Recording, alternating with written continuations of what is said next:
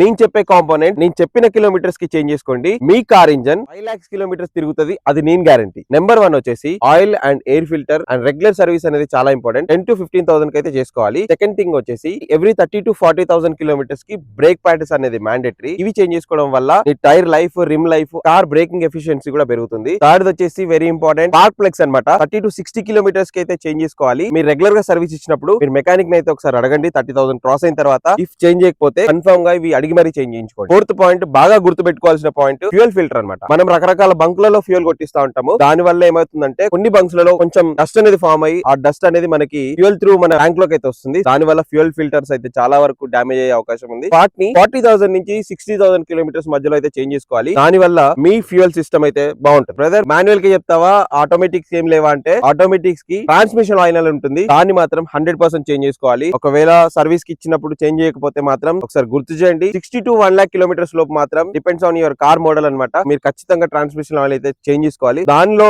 ఏమైనా metal form అయితే మాత్రం ఆటోమేటిక్ ట్రాన్స్మిషన్ కి ప్రాబ్లం అవుతుంది. దాన్ని అయితే మీరు జాగ్రత్తగా చూసుకోండి. ఇలాంటి యూస్ఫుల్ కంటెంట్ కోసం మన పేజ్ ని ఫాలో అండ్ సబ్స్క్రైబ్ చేసుకోండి. తెలియని మీ ఫ్రెండ్స్ కి షేర్ చేయండి.